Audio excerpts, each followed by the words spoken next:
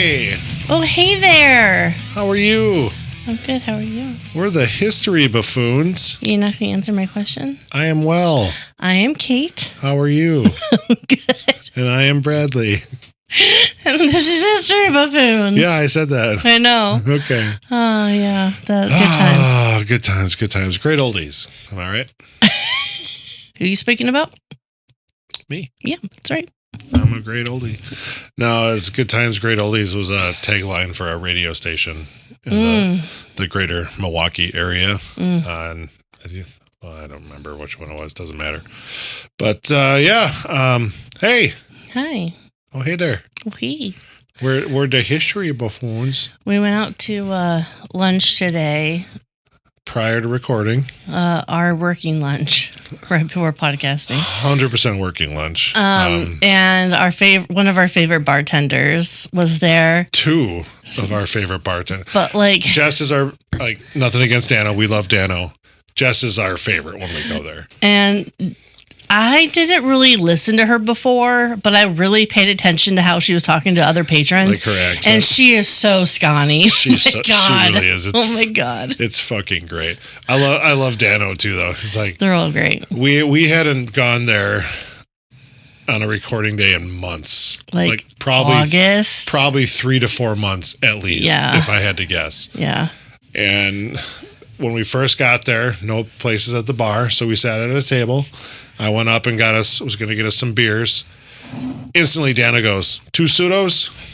Yep. Gets me the beers. Pseudo-Sues. You want me to put some chips and dip in for you right away? You're too good. You're too good to me, Dano. You sure do. And then luckily, a couple spots opened up, so we were able to sit at the bar because it feels more right there. Yeah. That's just what we're used to, and we're chatting with the people that work there, Jess and Dan. And, of course, having our business lunch. I mean, we mentioned the podcast. I think we said it once or twice. Yeah. Maybe less than that. But, yeah. So, I would like to first address something. Oh, okay. Prior to getting into our episode. Okay. We do what we do, and we like what we do. We don't expect everyone to like it. Yeah. And that's okay. There's something out there for everybody. That's for sure. Correct. And that's okay if you don't like it.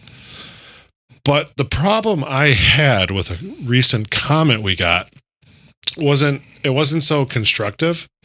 It was, hey, I'm in a name call. Mm-hmm. So for this episode, I will be known as Quaker Beard Man. Quaker Beard Man. Because that's what this me. Don't name call back. Well, he name called me. And I'd also like to point out, when you use a possessive thing, there's an apostrophe S, not just an S. I understand what we do isn't for everybody, and that's okay. We are literally called buffoons, not buffs. Mm-hmm. So we may get some stuff wrong. Or mispronounce or whatever it might be. We get that. We have fun doing this. Mm-hmm. It's more or less for you and me, right? Oh yeah. We are very grateful for everyone who listens and that subscribes and so on. We appreciate each and every one of you. If you have a constructive criticism, just send it to us. Be like 100%. Hey, but no need for name calling. No need for name calling. And that's the only reason why I did it, is because I thought I should give it back. That's the only time I'm going to do it. But I am Quaker Beard Man. This is Kate. Let's get into it. We're walking through Festival's alcohol section. Liquor department, yes. The liquor department. And alcohol section. That's fucking awesome. And there was a beer. Nope, there was a bee. There was a bee on a wine bottle, and it caught my attention. Yes. I'm a bee person. It's your favorite little animal. Yeah, and it's called the Door County Winery Black. Or Door Peninsula Winery. Door Peninsula Winery. Wow. You messed that up already. Called Blackberry Citrus Buzz. It sounded really interesting. Read them the little ingredients that are under the small words there. Mead with blackberry, lemon, and honey. And as your husband makes mead.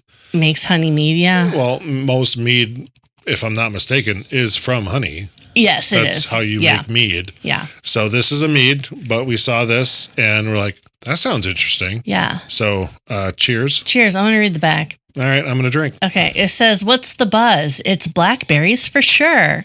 Made with sweet honey, juicy blackberries and lemon. Blackberry citrus buzz is fruit sensation. Lemon makes the blackberry pop for just the right amount of sweet, tart, and fruit. Frankly, it's the bee's knees." It's so cute. That's not bad. You like it? I think I do. What was the other kind there? Do you recall? Oh, there was another one. Shit, what was it? Ooh. Yeah, kind of smells like pie. It kind of smells like pie. Oh, that's delicious. I need another sip right away.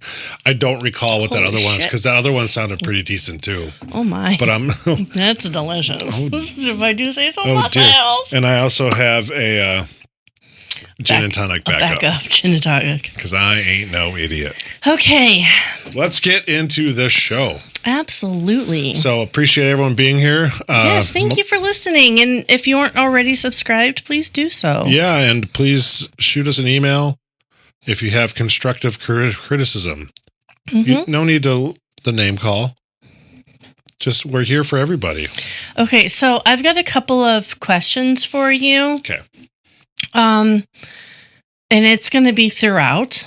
Oh. Okay. Yeah. Okay. So the first one. Oh, we got one right away. Oh, yeah. Oh. We've got one right away. Oh, dear. What is the relationship of James VI of Scotland to James the First of England? The same person. It's the same person. Yeah. Good job. Thank you. Yeah. I have another question for you. Way to spread them out, like you said. I know. This one is it fact or fiction? Fact or fiction? Well, I guess it's a multiple choice. Okay. Okay, it's either one or the other. Anyway.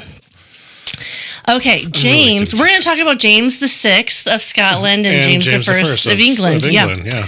So James once wrote a political essay outlining how kings could protect themselves from assassination attempts. Okay. Or B, James tried to escape his tutors by climbing out of the window and getting stuck halfway. Which one is true? B. A. Really? Yeah. Okay. He wrote a political essay on how to protect oneself from being assassinated as king. I mean, okay. The thing is, like, yeah, hey, man, I'm king. I wrote this essay. Can't kill me. Yeah, they can. I know things were obviously a bit different back then because it's not like you had sniper rifles and shit, but okay. So James was born in 1566 to Mary, Queen of Scots. Yep. Bloody Mary. No, I'm just kidding. Mary, was she Bloody Mary? No, that Mary, was Queen of Scots is a different. That was Mary Tudor. Tudor, yeah. I was joking. Oh, okay. Sorry. I don't want anyone to call us out on anything. I'll let it go eventually. Okay, so Mary was the daughter of King James V of Scotland. Okay. And the great-granddaughter of Henry VII of England. Oh, hey. Yeah, he was brought up in that. Recently. Yeah. Yes. That's what we were called out on. So making James the direct heir to both the Scottish and the Tudor bloodlines. Correct. So because I am confused with all the names and they're all the same and bullshit, I wrote down the quick succession. Sure. So it was Henry VII had daughter Margaret Tudor. Yep. Who had son James V of Scotland. Yep. Who had Mary, Queen of Scots. Yep. Who had James VI. Correct. What a tangled web we weave. It is. Or they weave. Well. So 1 year after James was born, Scottish nobles actually forced Mary to abdicate the throne. She was in the midst of scandal and unrest, and her infant son, still, in a cradle pretty much, was crowned king. Well, yeah, I mean, that's how things went back then. And even, it's so funny how, like, well, he's the heir. He's 6 months old. I'm like, well, Yeah, he's still a son. Still the heir. He's male. Yep. Yeah. And that's the way to go. Yeah. I mean, but Mary, so she was married and then he died of sickness, her first husband. okay. She married a second husband. Okay. And that was James's father. James. Okay. Okay. What was the father's name? Henry of Darnley or something like that. Darnley? Henry of something. I feel like this is a piece of information you should not have to look up. So while we're waiting for Kate to... I don't know what you're talking about. It was Henry Stuart, who was Lord Darnley, like I said. Not exactly. But he was sure. the King of Scotland and the second husband to Mary, Queen of Scots. I already knew that. Again, when you looked it up. Cheers, am I right? This is so good. Oh my gosh. This is pretty tasty. Oh man, we should get another one.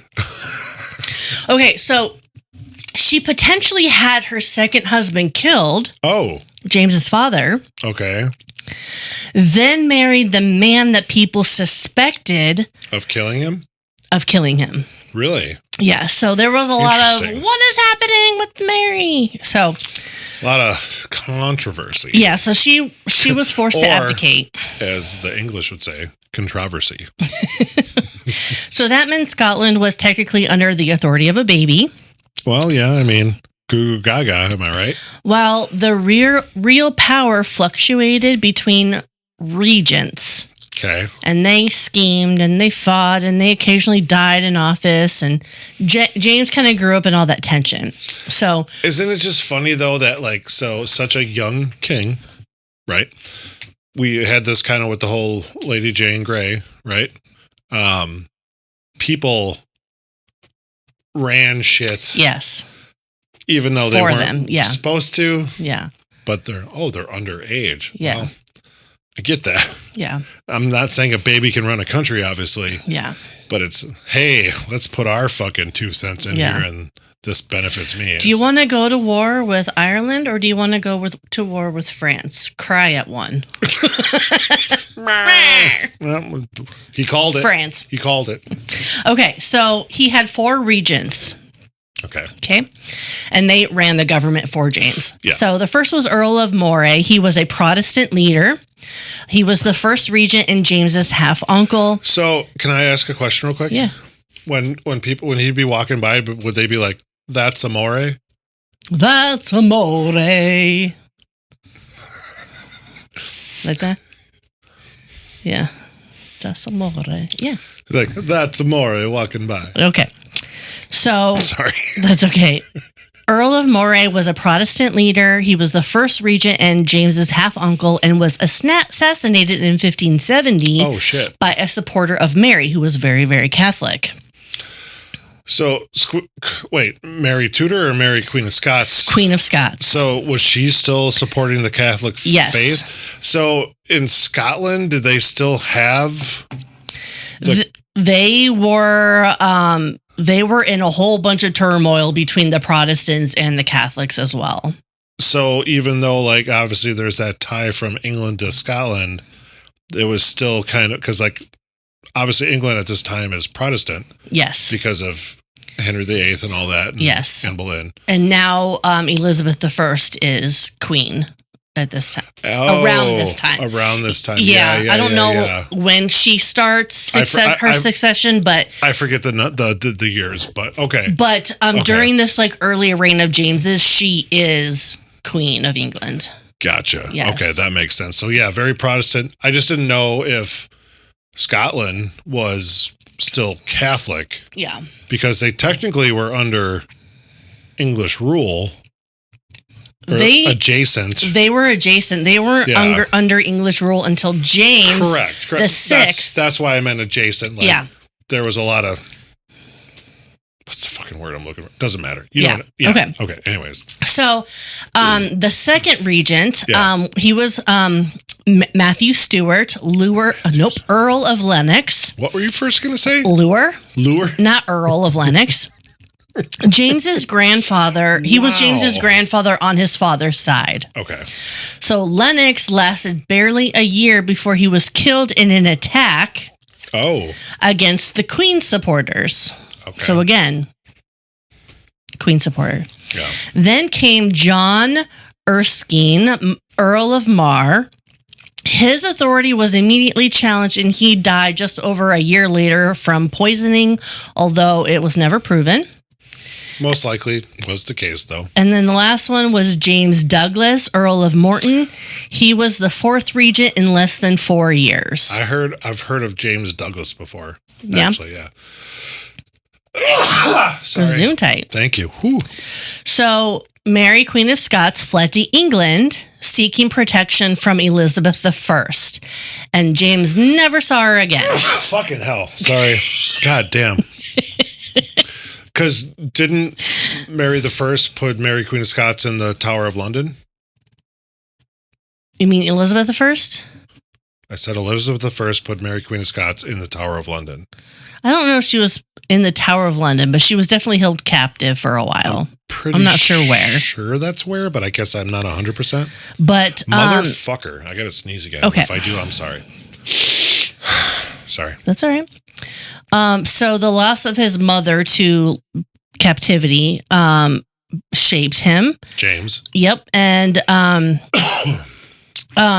but the men who raised him were just as important to him. Oh, I'm sure. And those were also his tutors. So he had regents that ran the government and tutors that ran his everyday educational life. Just so we're clarifying, tutors with a T. T, yes. So he had one scholar tutor named George Buchanan. George Buchanan. And he was a strict Calvinist. What is Calvinist again? I forget. They followed teachings of John Calvin, who was a Protestant reformer. Okay. They believed that God was in charge of everything. Yeah. God already knew who was saved and who wasn't. See, that seems weird. There was strict moral discipline and simple scripture-focused worship. There was no fancy rituals, no hierarchy Just of bishops. Straight through the Bible, it said, follow that word. Yeah. Okay. So they believed discipline was a moral duty, and they pushed James through intense academic education. Sure. And by age 8, he could read Latin fluently. Wow. By his teens, he was really comfortable in French and could translate passages of the Bible. Okay. Buchanan even wrote a Latin textbook about James's education, describing him as intelligent but stubborn. Well, I mean, he is 8. So despite this intellectual rigor, James's upbringing was not gentle. Okay. He was surrounded by constant political threat. Well, yeah, I mean, look at his position, so, okay. Scottish noble factions repeatedly competed for influence over him because he's still young. Right. And those power struggles occasionally turned physical. Sure. So, in 1582, there was the Ruthven Raid. The Ribbon Raid? Ruthven. It's actually spelled Ruthven, Ruthven, Ruthven, but it's pronounced Ruthven. Oh, I've never heard of that. Okay. The Ruthven Raid. Tell me more. It was a group of Protestant lords who kidnapped the Protestant 15-year-old king and held him captive for 10 months. 10 months? Holy shit. A Protestant lord kidnapping a Protestant king. Seems counterintuitive, but okay. Seems counterintuitive. Their goal was to control him. Well, of course. And force policy changes they believed aligned with their true religion. Yeah, he's already pure religion, though. So James had an advisor. He would later become the Earl of Lennox, so not his regent, but another Earl of Lennox. And his name was Esme Stuart. Esme? He was French. Oh. And he just recently converted from Catholicism. From? So he's very new to the Protestant world. He's very new. So, and he got very close to James. How did he end up doing that? So the kid is 15 or younger, Yeah. so just No, I get influence. But this Ruthven Raid, these captors were thinking James has too much French influence coming in. Sure. Or James has too much potential Catholic influence coming in. Because Earl of Lennox just changed to... Or a combination. Or a combination. Both, maybe. So let's kidnap the king. Well, yeah, because then he can be like, all right, I'm Protestant. Wink, wink, nudge, nudge. But I got these values from my Catholic past. Mm-hmm. And also, hey, we are Francois. So James was confined, monitored, lectured daily, but he eventually escaped. How did just he on escape? the cloak of night. He just found an opportunity to leave the castle where he was staying. God, it took him 10 months. Okay. It's fucking wild. But this experience left a really deep and obvious mark on him. He became extremely wary of overmighty nobles and determined never again to be controlled by them. Well, and again, that's the problem with his age, because you have these older people who want to advance their position in life, and they're like, we can manipulate this kid because he's a fucking kid. Yeah. So let's do this. And obviously clearly went to the extreme of kidnapping to try and make him like, hey, we're going to teach you this. So hopefully down the road, you do this. And that's fucked up. So the environment that he was in shaped his personality in two different ways. He had a strong belief in centralized royal authority. Okay. Being pushed around by regents and nobles convinced him that the monarchy should not be at the mercy of factional politics. Well, I mean, in that time frame, no, because the monarchy is supposed to be the final say, if you will. And then he also wrote The True Law of Free Monarchies, the essays arguing that the king derived their power from God, not from the nobility, and outlining how kings can protect themselves from assassination attempts. Which is bullshit, but yeah. No, I mean, I remember even in the show, again, just a show, not historical documents, the Tudor show, the Tudors, I guess it's called, saying, I remember, what's his name? Jonathan Rhys Myers, right? Is that right? Something. So, I believe. I really like him, but sorry, I forgot his name wrong. But he's like, I was ordained by God, because they believe that shit. Like, I am king because God said I'm king. It's like, did he though? Yeah. Or maybe it was because you're born into a certain family. So the other thing that shaped James's personality was his lifelong tendency towards anxiety and suspicion. When you're kidnapped as a teenager and raised by people who expect you to justify every decision, it's not surprising that you would grow up seeing potential threats everywhere. Yeah. So it's important to know that James was not incompetent. He was not a sheltered child. He was very sharp, and he was a confident debater and a well-read scholar. But even as a teen, all of these things were happening around him that he couldn't control, and he was being used. And so he was a master debater? No, he was a confident I misheard. debater. My bad. Yeah. So, between his disrupted family life, the academic strictness, the loss of his mother, political captivity, this pretty much created the foundation of everything he became as a ruler. Okay.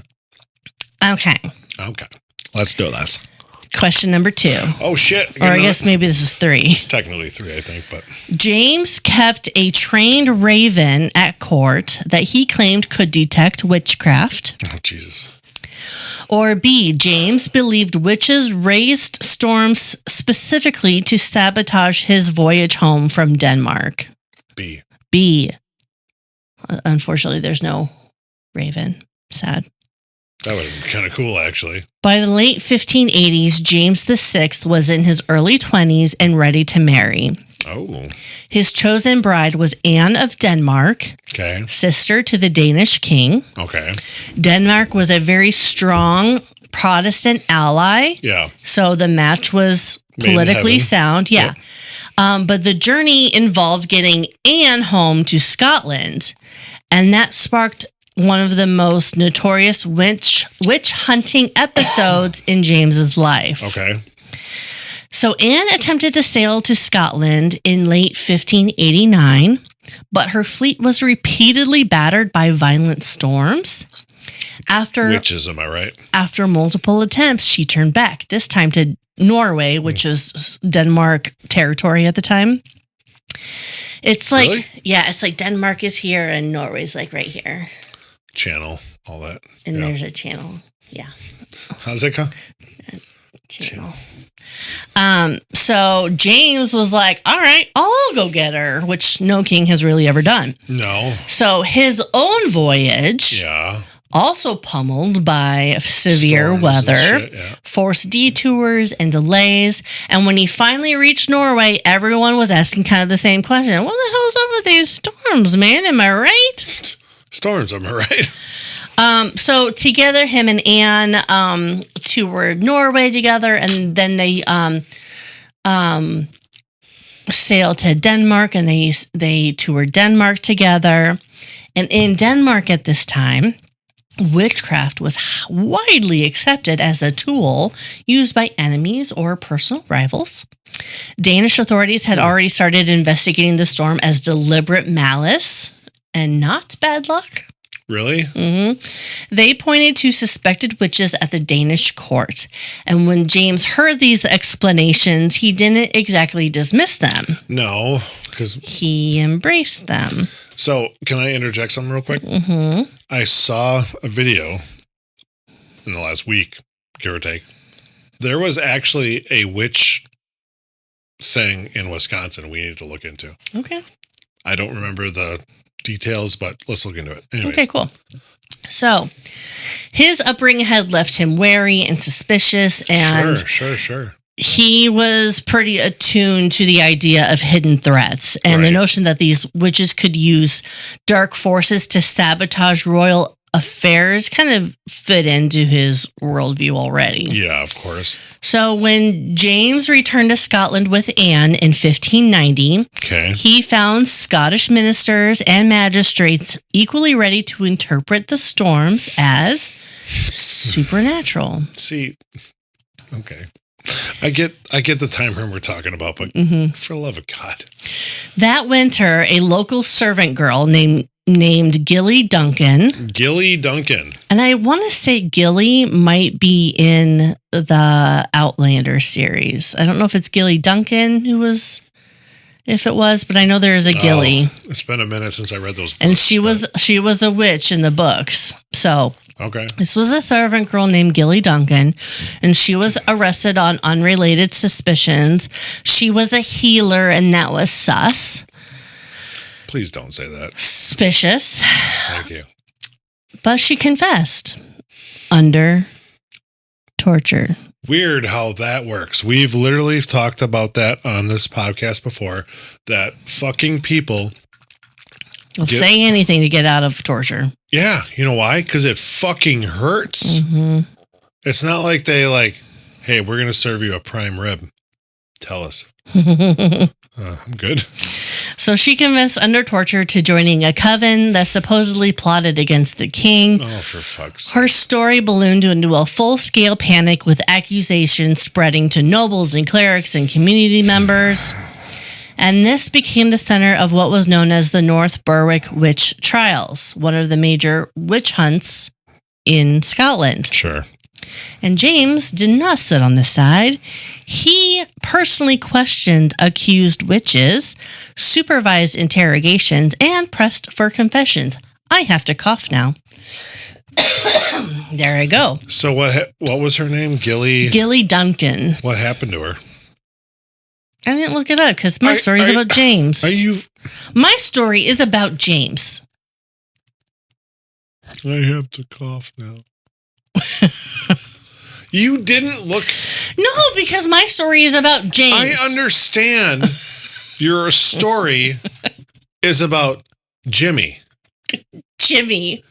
Okay? How, knowing me like you do, we've been doing this for a year and 3 months. Did you not look up how Gilly died? Do you want me to look it up? I kind of do now. Well, I enjoy this delicious gin and tonic. I'm feeling supersonic. You could have it all, but how much do you want it? So, Gilly Duncan was executed by strangulation and then burned because apparently she wasn't dead enough. Isn't it wild how they did that shit? Like the whole being drawn and quartered, where they like, hey, we killed you, but now we're going to pull you apart by horses and such and drag your body parts across the streets of the town or whatever. It's like, what the fuck? So apparently she was strangled to death. So she was already dead and then they burned her corpse. Well, no. She was strangled to death enough. Whatever. Okay. That's fucking wild. So I'm hesitant to tell you about this next person. Oh, why? Because I'm going to ask questions?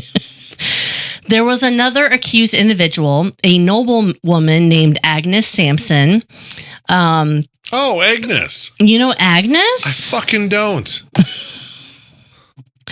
So they were, Agnes, as well as others, were executed after being accused of participating in rituals intended to harm the king. Sampson, in particular, made an impression on James when she repeated details of his private wedding night that she couldn't possibly have known. Okay. He reported that as proof of her supernatural knowledge. But there is a thing called gossip in like their servants' quarters. See, okay. And that's what I was going to go to. Yes, it was a private ceremony, whatever you want to call it. But there's more than two people there. Mm-hmm. One could be like, hey, guess what? Hey. Guess what? Hey. Guess what? Guess what I saw? But of course, James took this confession at face value. So she was executed. How? Bradley. Come on. She was strangled and then burned. That's all I had to say. His experience in Denmark combined with the North Berwick trials convinced James that witchcraft was real, organized, and very dangerous. This led him to publish Demonology. I've heard of that. In 1597. Yes, I've heard of that, yes. It is a book instructing readers on the nature of witchcraft, the dangers it posed, and the proper methods for prosecuting witches. Demonology, yep. And unlike some monarchs who dismissed witchcraft accusations as superstition, James believed the threat was theological, political, and personal. I would love to get my hands on an original Demonology. Oh, wow. Do you know how much that would fucking cost these days? Probably more than Pride and Prejudice, which I would want as first edition because it comes in three volumes. Does it really? Yeah. The original Pride and Prejudice comes in 3 volumes. I did not know that. Mm-hmm. Really? Okay. Yeah. Why? I don't know. That wasn't part of my research. So, witch trials were happening across... What the fuck, Kate? Witchcraft was happening in Europe, Germany, Denmark, Scotland. And this is like, what, 70... Almost a century before Salem. And all that? Yeah. Wow, Yeah. That's crazy. But James's intellectual endorsement and his status gave Scotland's witch hunt the unusual momentum. You call it witch hump? Hunt. It sounded like witch hump. Hundreds of prosecutions during this time. Yes. His views did shift over time. Okay. Why? By the time James became King of England in 1603, because Elizabeth I died and she had no heir, Nope. he encountered a legal culture that was far more skeptical of witchcraft claims. Yeah. So English judges demanded stricter evidence and discouraged torture. So he started to fall in line with that. He's like, oh. Okay. I mean, yeah. Thank God for some fucking rationale there. Yeah, exactly. It's like, you can't just torture because you think. Yeah. We need a little more evidence as to why, A, you think they're a witch, and B, that they actually did something, not just fucking speculation or hearsay, which is and it's funny. So this is in 1597. Like, what is it? 70 to 80 years later, Salem's like, she's a witch, burn her. I think it was that 1694-ish? Was it later, 1600s? Yeah. Okay. Yeah, it was almost a century later. For some reason, I was thinking like 1660s, 1670, but yeah, I think you're right. Either way, it's funny how like these certain people around James is like, we need a little more information. Yeah. And then a century later, burn them. We don't need all the information. Just you. Oh my God! You called her a witch. She's clearly a witch. You must burn thy witch. She turned me into a newt. Oh yeah. I got better. I got better. I'm not dead yet. I feel like James would be the type of person to Google his symptoms and then just everything is wrong with him. But I also have Googled symptoms before. Why? But I also take it with a grain of salt. But you're not. Well, is that because Nathan loves salt? He does love salt. But no, I don't want to be the butt of a joke. As in, I'm the one who Googles symptoms and now I'm dying. It's funny. You're not the butt of the joke. You're the face of the joke. Okay. Wow. That was amazing. Okay. Next question. I swallowed that wrong. Uh-oh. Away from the mic, if you please. Cheers. All right, sorry. Holy fuck. James I personally reviewed the interrogations from the gunpowder plot and followed the investigation as if it was a royal true crime case. Or B, James I was so terrified of assassination that he refused to travel anywhere more than 3 miles from London. B. A. Fuck off, really? Yes. He actually reviewed the... Remember the 5th of November? He was the target of the gunpowder plot. Oh, so when he was in Parliament? Yes. Really? I did not know that. We're just bringing it full circle here. Oh my God. Listen to our second episode. Because Juno was the first. Yeah. Yeah. Really? Yeah. I did not know that. Okay. So. And if you mentioned in that episode, sorry. What? Stop talking. The gunpowder plot of 1605 was a group of Catholics attempting to blow up the king, the parliament, and much of the English political elite. Yep. The plot was discovered before it could be carried out, but the experience vindicated James's long-held belief that conspiracies were always possible. Well, I mean... So he took a personal interest in the aftermath regarding interrogations, tracking the details, and James's vigilance extended to interpersonal relationships as well. He struggled to trust many nobles and was very wary of those who displayed ambition or independent power. Can you blame the dude? Not at all. Not at all. As he should be fucking wary, because a lot of these people he was kidnapped. Well, for 10 months, but like a lot of these people like, hey man, we can extend our station within this monarchy and get fucking rich so we can live lavish lives. So yeah, I don't fucking blame him. Yeah. Kidding me? So he relied heavily on his close favorites. Okay. And those favorites were his favorites. Like, he had a small inner circle of favorites. So he had a guy named Robert Carr, George Villiers, and George Villiers was the Duke of Buckingham. Oh, good old Buckingham, yeah. There is rumor that suggests they were more than friends. They were lovers. Yes. That has been speculated throughout time that he was bisexual. I never knew that. Okay. Yeah. But he wanted these people close to him because he felt that they were less likely to turn on him. He's very Do you think it's funny that they're less likely to turn on him, but they're more likely to turn him on? Wow. Am I wrong? Wow. With what you just said?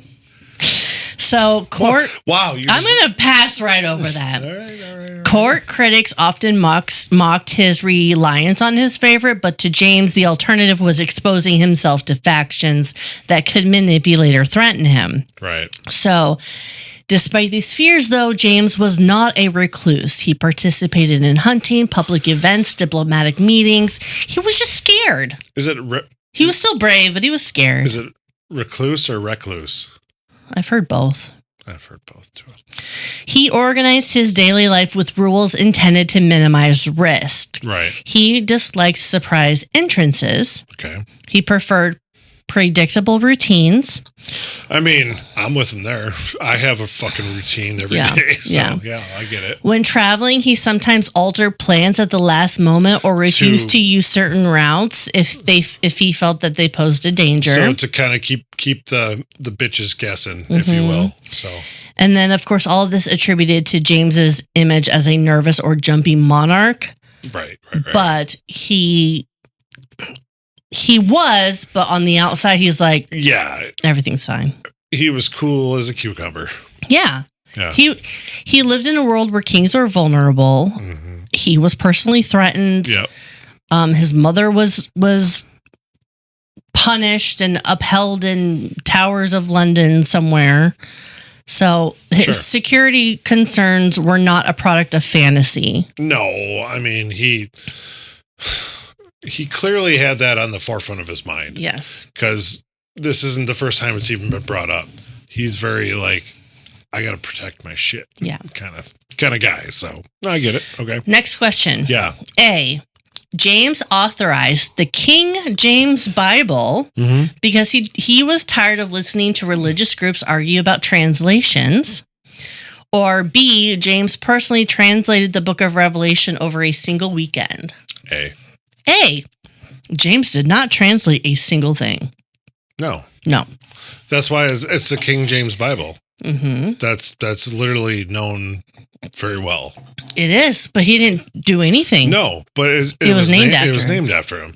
Are you kidding me? A king didn't actually fucking put his hands on something, but put his name on it? Weird. So by the time James reached the English throne in 1603, he inherited not just a crown, but the deeply divided religious landscape. Mm-hmm. England had spent decades swinging between Catholic and Protestant monarchs. Well, it didn't help that, Bloody Mary and then back to Elizabeth I and all that good stuff. So, and while the country was officially Protestant at the time that James arrived, many divisions still remained. Well, you can't kill Catholicism. I mean, you had people that practice it for families that practice it for centuries, if you will.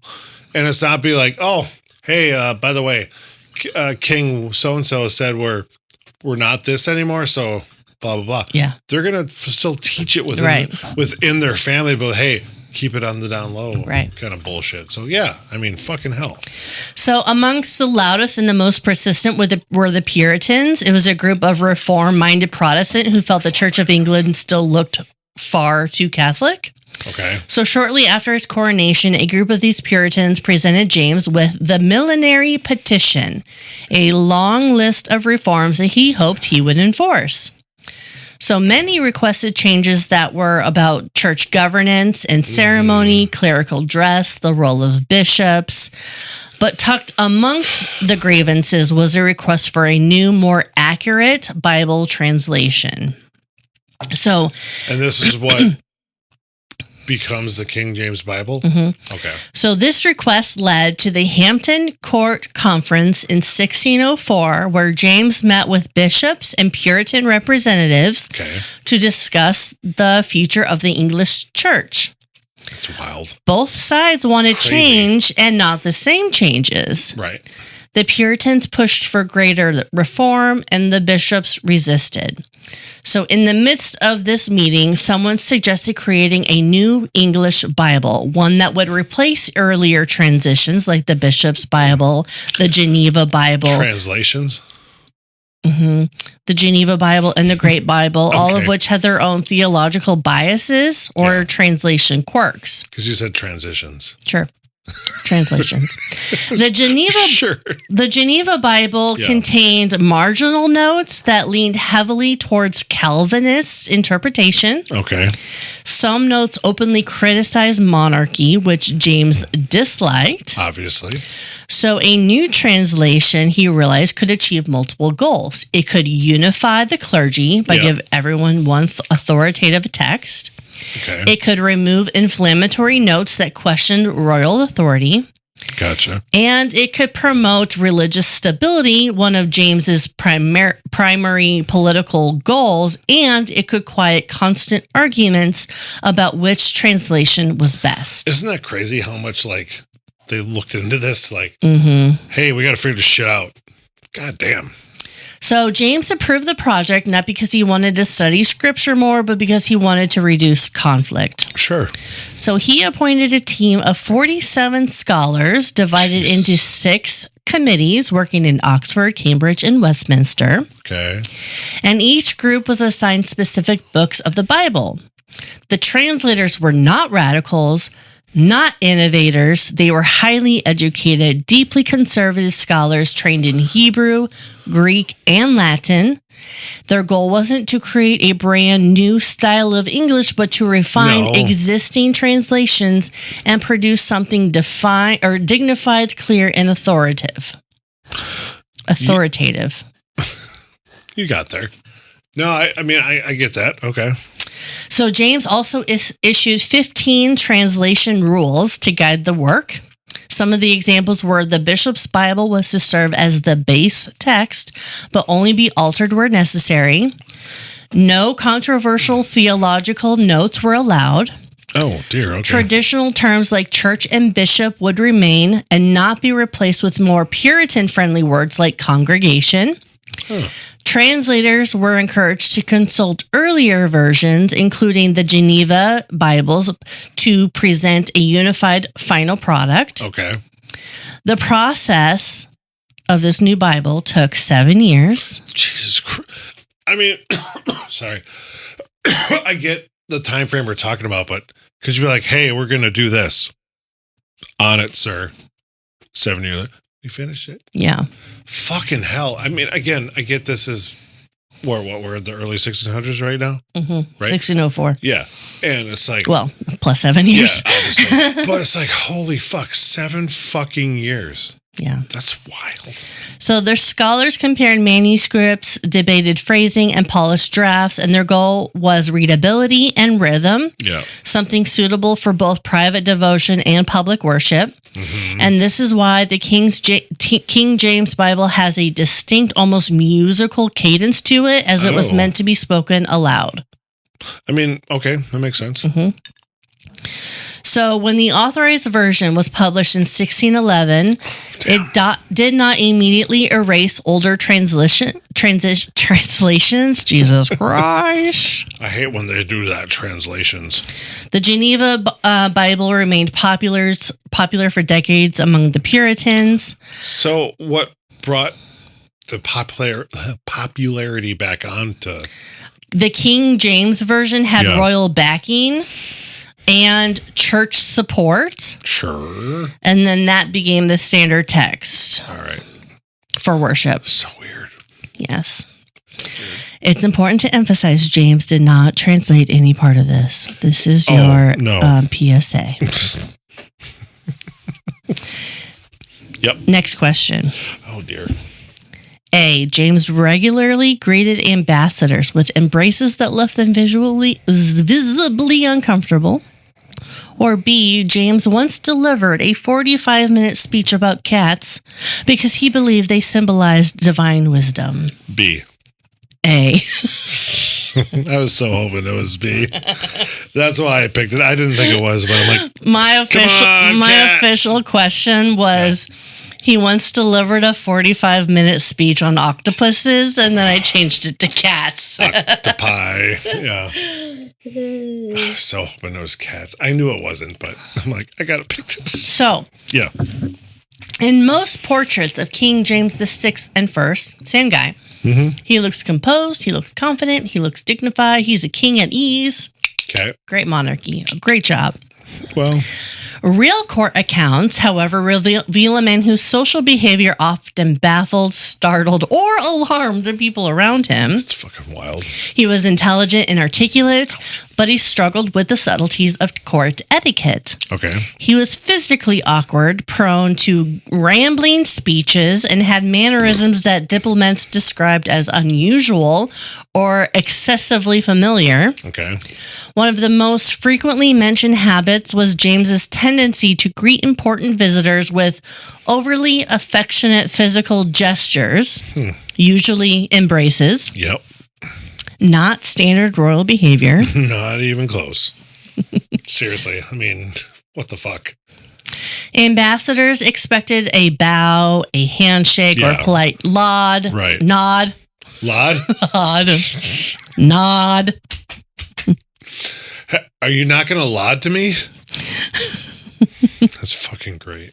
Okay. Yes. Nod, yes. Nod. Nod. So some compared his greetings to the enthusiasm of a long-lost uncle rather than a restrained monarch. Oliver's like, can I get out? Oh, hey. Whoa, that door opened way weirder. Come on, buddy. Go, buddy. Okay. James loved talking. He was passionate with speaking at length about theology and law and hunting and political theory. Anything that he was basically and he involved in, right? Yeah, and he struggled at noticing when the audience was ready to move on. Oliver, please don't. So, observers recorded instances where he spoke for long stretches without pause, hopping from one idea to the next. Yep. One ambassador noted that James changed subjects with unusual swiftness. Okay. James' reliance on favorites added another layer to court life. His closest companions, Robert Carr and George Villiers, the Duke of Buckingham, played enormous roles in his day-to-day affairs, and these relationships were politically controversial. Yeah. Not necessarily because of the romantic speculation, but because they gave these young men influence far beyond their experience. Sure. So James valued their loyalty and their warmth and their presence. And the court, filled with factions and different interests, he trusted those who made him feel secure and genuinely liked. Right. Yeah. Yes. Oh, I get that. So his awkwardness might have raised some eyebrows, but it also made him more human out of all the monarchs. Human. Yeah. Okay. Okay, next question. Oh, let's do this. James died after falling off a horse during a hunting accident. Okay. James died of dysentery after years of declining health. A. B. He really? died of dysentery. Are we on the fucking Are we on Oregon the Trail? Oregon Trail here? No. Get the Sager kids. They got a new monarch. Really? Yes. So by okay. Hold on.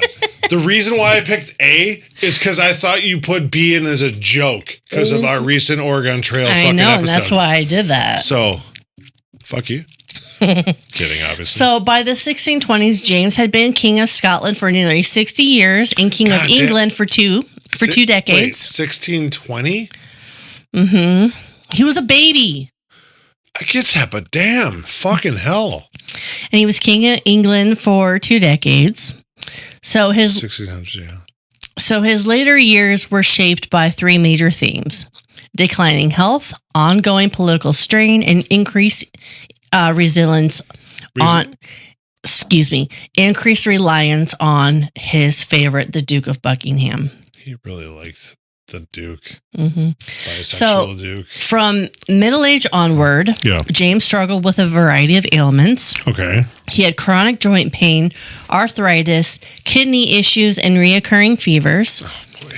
Many of these were common at the time, but James's physical condition deteriorated faster than expected. Okay. Some accounts mention gout. Okay. And slow healing sores and weakness in his legs. He was prone to respiratory infections and suffered bouts of illness that left him bedridden for days. Oh, sure. He disliked exercise and had a notorious sweet tooth. He favored rich foods and wine. Hello. Wine. I finished it. So the combination of his diet, his sedentary lifestyle, chronic illness made him weak. Right. So his relationship with Parliament had repeatedly broken down over issues like taxation, foreign policy, and royal prerogative. He continued writing, issuing political statements, and guiding religious policy. Okay. But his capacity for sustained leadership was not that it had been in earlier decades. No, I would imagine not at this point, but okay. So observers noted that he seemed more tired, more easily overwhelmed by dispute, and more reliant on his trusted advisors to manage the state of affairs. Sure. By early 1625, James fell seriously ill. Iller? The illness was described as fever accompanied by severe gastrointestinal symptoms, which physicians of the time called tertian fever or bloody flux. So that first term you said, they didn't know that at the time. That's what we called it now. Applying Modern historians call it dysentery. Just so fucked up. It caused dehydration, abdominal pain, and rapid weakness. And he never made it to Oregon. As his condition worse, he moved to like a different house. Well, I'm sure he had plenty of them. Yeah. So. He drifted in and out of consciousness, surrounded by attendants and doctors and members of his household. Yep. The Duke of Buckingham remained close, which fed additional rumors, both affectionate and political, but in truth, James was simply slipping away after years of chronic illness. Yeah, of course. Oh my God, he's cozying up to the king. I know. Blah, blah, blah. It's like, he's related.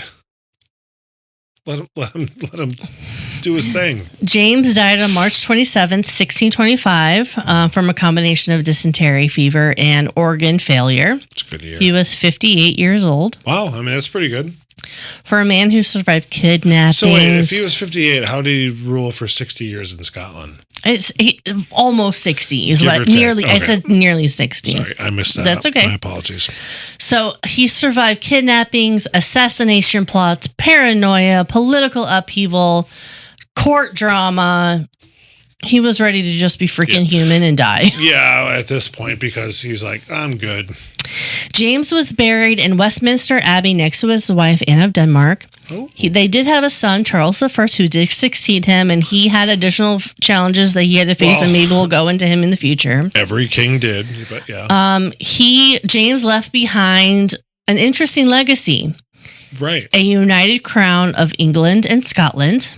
Yep. A massive literary influence through the King James Bible. Yep. And a reign defined by intellect, anxiety, and earnest, sometimes awkward, attempts at stability. No, that makes sense, yeah. So out of all the ways a king could go out, dysentery is probably the most humbling, wouldn't you think? I mean, I did not expect that. I thought that was a joke with the Oregon Trail episodes. But you know what a joke is? A joke is that we're all out of this wine. Can I finish what I was going to say? Yeah. Yes. Yeah, I know. No, it's funny that, like, because obviously with most kings, they hope to live a long, happy life and rule and all that time, and it doesn't always happen that way. But for him to die of dysentery, it's like, seriously? Where's my oxen cart? That's fucked up. I didn't know he died of dysentery. Yeah.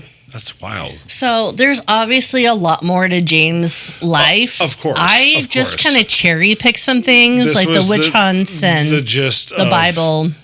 A to B kind of thing. There's a plethora of more. There is so much more. I had a really hard time narrowing down what I wanted to talk about. Well, because we try to keep it, hour-ish, give or take, obviously, but I understand that.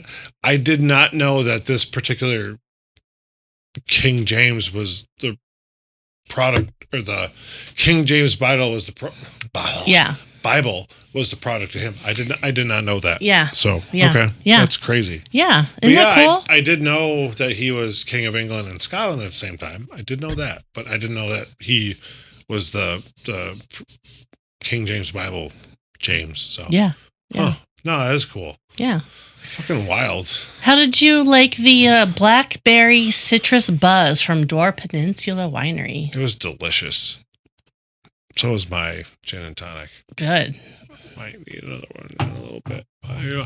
Yeah, it was really good. So, It was very tasty. yeah. It's definitely sweet, It was on the sweeter side, but so good. Oh my goodness. but not like, oh my god, I can't drink this sweet. Yeah. Because I've had some beverages where it's like, Too sweet. fuck that. Yeah. But this wasn't bad. No. Yeah. No, it was really good, and I enjoyed the story. So. And good job with all the questions. Well, thank you. I tried. Yeah. Well, I suppose. all right, buffoons. That's it for today's episode. Buckle up because we've got another historical adventure waiting for you next time. Feeling hungry for more buffoonery?